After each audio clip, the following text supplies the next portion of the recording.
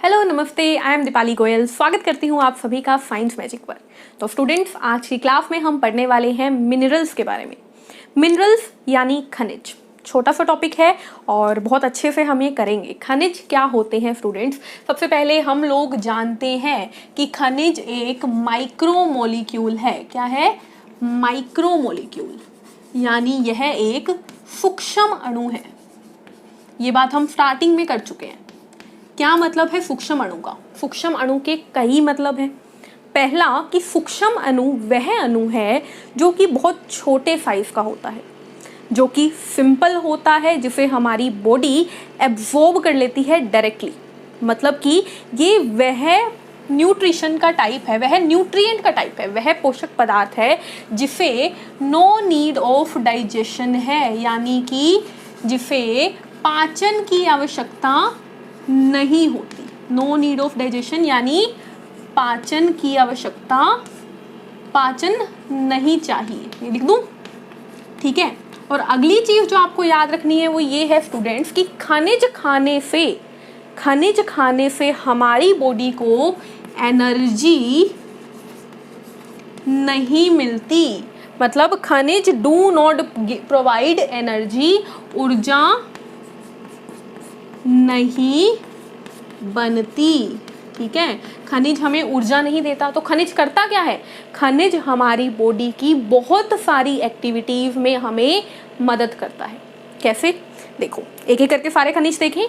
पहला खनिज जो हमें पढ़ना है वो है कैल्शियम। हिंदी इंग्लिश सेम है सभी का।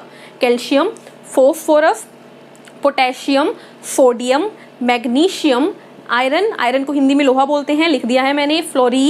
Fluorine, chlorine, cobalt and last is iodine. ये सब हमें खनिज पढ़ने हैं। ये देखेंगे हम कि ये कहाँ पे होते हैं और जिसकी कमी से हमें पढ़ना ज़रूरी है कि क्या होता है वो हम पढ़ेंगे। तो सबसे पहले कैल्शियम कहाँ पे होता है भाई? सभी जानते हैं कि कैल्शियम हमारी बोन्स में यानी हमारी हड्डी में होता है और हमारे टीथ में होता है, यानी हमारे दांतों में होता है। बस इतना याद रखना है कैल्शियम के बारे में। नेक्स्ट आता है फॉस्फोरस। अगेन फॉस्फोरस भी हमारी बोन्स और हमारे दांत यानी हमारे टीथ में होता है। पोटेशियम आपको याद रखना है स्टूडेंट्स, ये जो है स्पेशली हमारे नर्वस सिस्टम का पार्ट है। नर्वस सिस्टम के अंदर हम बहुत अच्छे से पढ़ेंगे इसके बारे में। पोटेशियम क्या करता है स्टूडेंट्स? पोटेशियम और बल्कि आगे भी देख लो, सोडियम, नर्वस सिस्टम यानी तंत्रिका तंत्र, ठीक है। और पोटेशियम, सोडियम और क्लोरीन, ये भी किसका पार्ट है? तंत्रिका तंत्र का पार्ट है। ये तीनों ऐसे खनिज हैं स्टूडेंट्स जो कि देखो, हमारा न्यूरॉन होता है, ठीक है। जिसको पता है वो समझ लो, जिसको नहीं पता उसको आगे समझा दिया जाएगा। कुछ इस तरीके से दिखने वाला हमारा न्यूरॉन होता है, यानी कि तंत्रिका कोशिका है ये जो हमारा तंत्रिका तंत्र बनाती है। इसके पास काफ़ी सारे बॉडी पार्ट्स होते हैं जो कि हमें आज डिस्कस नहीं करने हैं। फिलहाल बस इतना जानना है कि अगर मैं किसी गर्म चीज़ को हाथ लगाऊं और वो गर्म चीज़ की गर्म होने की फीलिंग मेरे दिमाग तक जा रही है, तो वो इन्हीं तंत्रिका कोशिकाओं की वजह से जा रही है।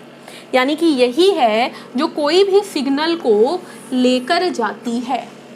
और ये जो सिग्नल है, ये जो संकेत है, ये संकेत सोडियम, पोटेशियम और क्लोरीन की फॉर्म में ट्रेवल करते हैं।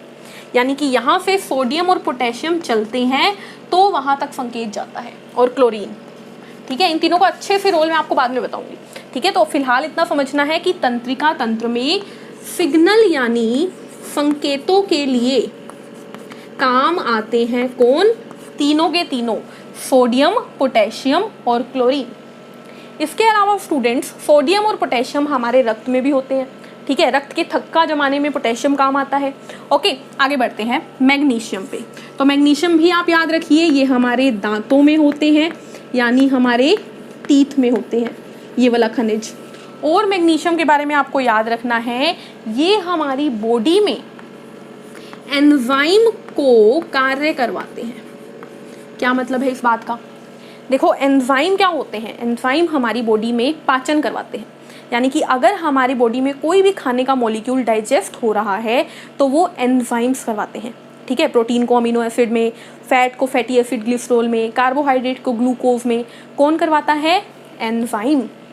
ठीक है, तो एंजाइम ज़रूरी है पाचन करने के लिए, लेकिन एंजाइम को जगाने के लिए एंजाइम सो रहे होते हैं, हम खाना खाते हैं वो सो रहे होते हैं, इनको जगाता है मैग्नीशियम आके कि भाई उठो, खाना आ गया है, पचाओ। तो मैग्नीशियम बहुत ज़रूरी है हमारी डाइजेशन को सही रखने के लिए।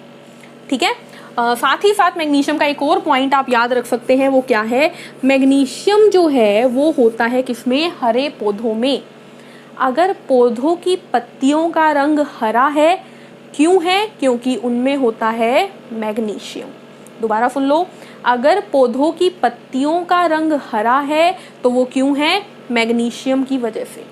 ठीक है, यानी कि अगर किसी पौधे के पत्ते पीले पड़ जाते हैं, इसका मतलब है पौधे में मैग्नीशियम की कमी हो गई है, तभी तो वो हरे नहीं है। ठीक है, नेक्स्ट चलते हैं आयरन के ऊपर। तो आयरन बहुत अच्छे से आप जानते हो किसमें होता है? रक्त यानी ब्लड में, ब्लड के हीमोग्लोबिन में, ब्लड के हीम मतलब लोहा यानी आयरन। नेक्स्ट आता है फ्लोरीन। तो फ्लोरीन कहाँ पे होता है स्टूडेंट्स? फ्लोरीन होता है हमारे दांत के इनेमल में।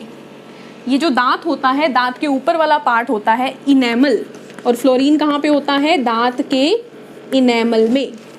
नेक्स्ट आता है क्लोरीन, हमने पढ़ लिया है। इसके अलावा क्लोरीन का एक और काम है स्टूडेंट्स, बॉडी में HCl बनाता है क्लोरीन। क्या बनाता है? HCl बनाता है। HCl भी क्या है? एक डाइजेस्टिव एंजाइम है। ठीक है, क्लोरीन। नेक्स्ट आता है कोबाल्ट स्टूडेंट्स। तो कोबाल्ट हमारी बॉडी में मेनली विटामिन B12 बनाने के काम आता है, और ये चीज़ हम डिस्कस कर चुके हैं पहले ही। ठीक है, तो विटामिन B12 बनाने के लिए क्या जरूरी है? कोबाल्ट जरूरी है। And last is iodine. Iodine जरूरी है थायराइड ग्रंथि के लिए, थायराइड ग्लैंड के लिए आयोडीन ज़रूरी है। क्योंकि स्टूडेंट जब हम ग्रंथियां करेंगे, ग्रंथियों में मैं आपको बताऊंगी कि जो हमारी थायराइड ग्रंथि है वह एक हार्मोन रिलीज करती है जिसका नाम है थायरोक्सिन, और थायरोक्सिन तभी बनता है जब बॉडी में आयोडीन हो। और ख़ास चीज़ क्या है? अगर बॉडी में आयोडीन की कमी हो जाए तो बॉडी में एक डिसीज हो जाती है जिसका नाम है ग्वाइटर यानी घेंघा रोग। कौन सा रोग? घेंघा रोग, जिसके अंदर गला जो है ना वो पूरा फूल जाता है। ठीक है, गलफरा भी इसको बोल देते हैं, गलफुआ बोल देते हैं इस रोग को। तो हमने खनिज कंप्लीट कर लिए हैं, दोबारा रिवाइज करते हैं। सबसे पहले बहुत ध्यान से सुनिएगा, दोबारा रिवाइज कर रहे हैं। सबसे पहले मैंने बताया कि जितने भी खनिज होते हैं वो माइक्रोमोलिक्यूल हैं, यानी कि सूक्ष्म अणु हैं, छोटे छोटे अणु हैं जिनको पचाने की आवश्यकता नहीं होती है, जो सरल पदार्थ हैं यानी सिंपल सब्सटेंसेस हैं, जो हमारी बॉडी में खाते ही यूज हो जाते हैं, जो हमारी बॉडी में एनर्जी नहीं देते, सिर्फ हमारी बॉडी की एक्टिविटीज़ को कार्य करवाते हैं। पहला खनिज है कैल्शियम, हमारी हड्डियों को मजबूत बनाता है, हमारे दांतों में मौजूद होता है। दूसरा है फॉस्फोरस, यह भी हमारी हड्डियों और दांतों में होता है। तीसरा आता है पोटेशियम, मैंने आपको बताया पोटेशियम, सोडियम और नीचे लिखा क्लोरीन, ये तीनों हमारे तंत्रिका तंत्र में काम आते हैं, क्योंकि अगर हमारी बॉडी में संकेत घूम रहे हैं तो वो इन्हीं तीनों आयन की फॉर्म में घूमते हैं। ठीक है, इनकी डिटेल हम तंत्रिका तंत्र में अच्छे से करेंगे। फिर आता है बात हमारा हो गया सोडियम, हो गया हमारा पोटेशियम, हो गया। देन आता है हमारा मैग्नीशियम, कहाँ होता है? हमारे दांतों में होता है।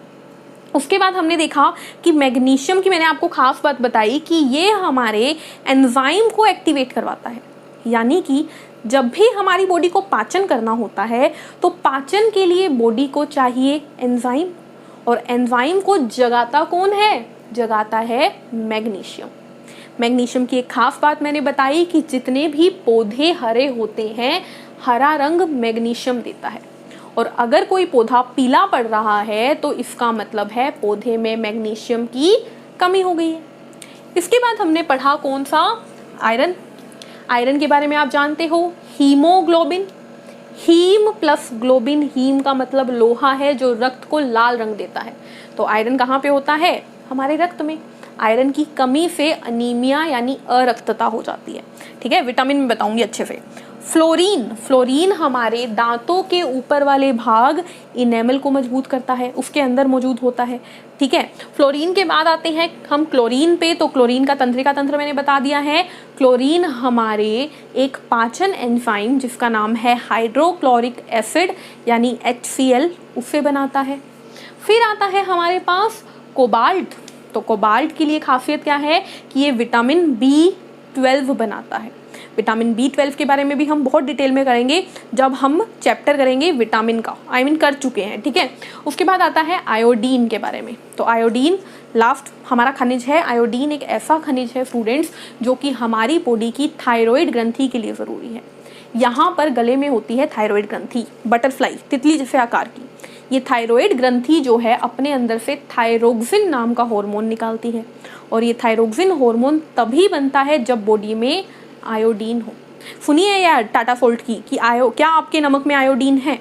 तो आयोडीन वाला नमक क्यों खाना चाहिए? क्योंकि अगर हम आयोडीन खाएंगे तभी तो वो आयोडीन थायरोक्सिन हार्मोन बनाएगा और तभी थायराइड ग्लैंड काम करेगी। और अगर थायरोक्सिन हार्मोन नहीं बना तो हमारे यहाँ पर रोग हो जाएगा जिसे बोलते हैं गलफुआ या घेंघा रोग, या इंग्लिश में बोलते हैं ग्वाइटर। ठीक है, तो इसके साथ हमारे मिनरल्स यानी खनिज खत्म होते हैं, बचा है वाटर। उसके बाद हमारा न्यूट्रिशन चैप्टर खत्म हो जाएगा। तो आज की क्लास में बस इतना ही। चैनल को लाइक कीजिए, शेयर कीजिए, सब्सक्राइब कीजिए। Take care, thank you, bye bye.